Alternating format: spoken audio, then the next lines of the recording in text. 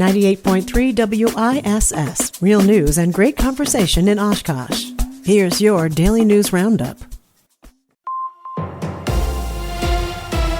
98.3 and 96.5 WISS News, I'm Lisa Hale.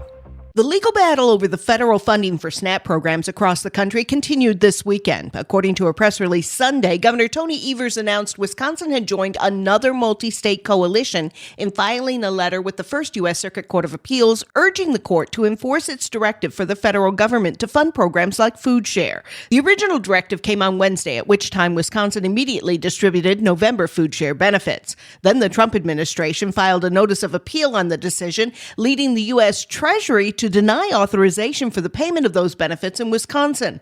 Governor Evers now says the state may be at risk of having insufficient SNAP funds to reimburse local food stores and retailers for Food Share members. In a subsequent press release, Governor Evers said he had received correspondence from the Trump administration directing states to immediately undo any steps taken to issue full SNAP benefits for November. Governor Evers responded, saying Wisconsin legally distributed those benefits under the active court order. Child care providers across Wisconsin are calling on state lawmakers to support proposed legislation to extend funding for the Child Care Counts program. The Child Care Counts program is a major topic during negotiations on the new biennial state budget earlier this year.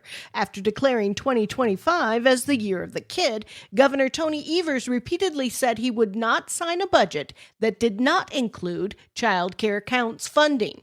Lawmakers eventually agreed on creating a $110 million bridge payments program as part of $360 million in total child care funding in the new budget. However, child care providers say the payments aren't enough to continue covering their needs. Part of the challenge is finding a way to make both child care more affordable for families while also paying providers a living wage. The proposed legislation would provide over $440 million in state general purpose revenue to support the child care industry over the next 2 years.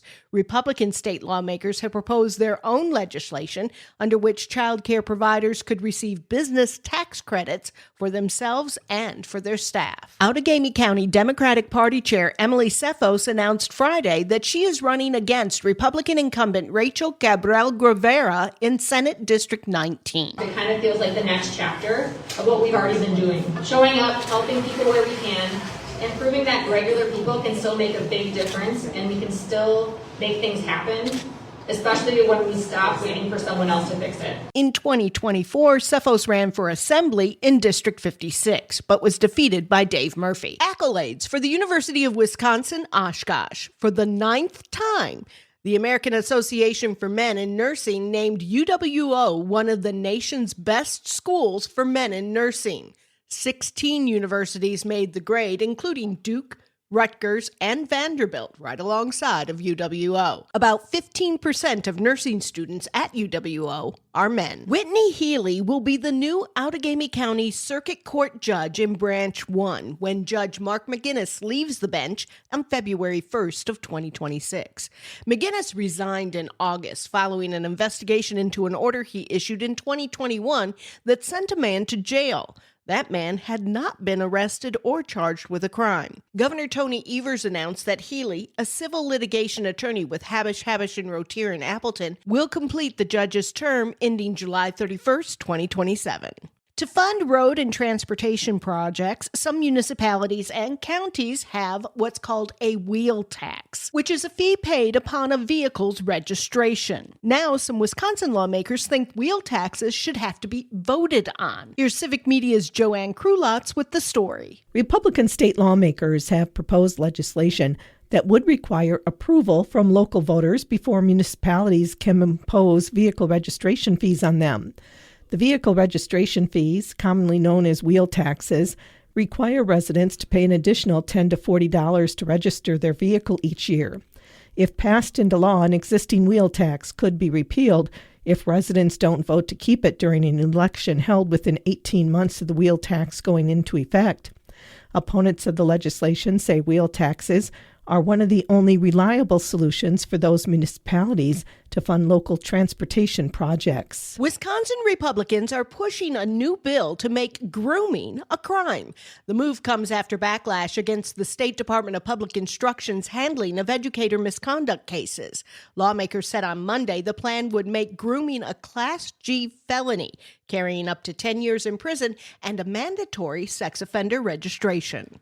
40 airports nationwide will see flight reductions due to the federal government shutdown. Wisconsin airports are not among them. Stuart J. Waddles reports. Mitchell International is not among the airports that'll see a reduction in flights. Transportation Secretary Sean Duffy says flights will be reduced by 10% at 40 airports nationwide due to the impacts of the federal government shutdown. O'Hare and Midway in Chicago are impacted. Duffy says the move is to help with air traffic controller shortages and to help the controllers deal with fatigue. Appleton International Airport is not seeing a reduction. However, many flights to and from Appleton do connect through larger hubs and may be affected. Spectrum awards a $35,000 grant to Appleton-based VPI, an organization that helps individuals with disabilities with job training, education, employment, and mental health services in the Fox Valley. Spectrum Community Care Assist is a $30 million initiative that strengthens job training opportunities in underserved communities. Spectrum has contributed $125,000 to VPI over the past 3 years. I'm Lisa Hale for 98.3 and 96.5 WISS News. For news anytime, visit WISS.FM.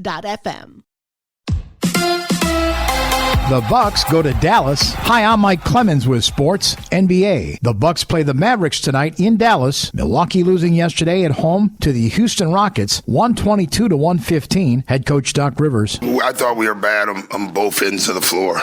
We gambled. We did things that we just can't do. College basketball, Marquette losing to Indiana, 100-77 in a game played at the United Center in Chicago. The Golden Eagles have a following in the Chicagoland area. NFL, it's the Packers and Eagles at Lambeau Field. I asked Micah Parsons what his thoughts will be tonight after the loss of his former teammate, the Cowboys' Marshawn Nealon, who died at the age of 24. If I know 9-4, you're going to want me to kill him. He going to want me to kill him because that's how he played. He always played with the intent and passion and played the right way. And every time I seen him step on the field, he gave it his all. Even when he was hurt, even when he was dealing with things off the field, he never let it show on the field. So I have to do the same thing. That's the Packers' Micah Parsons with Sports. I'm Mike Clemens.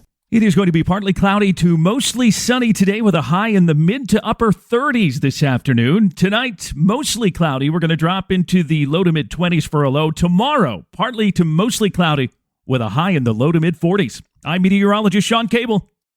That's your daily news roundup for 98.3 WISS in Oshkosh. Find more news anytime at WISS.FM. Subscribe to this podcast on Spotify, Apple, or wherever you find your podcasts.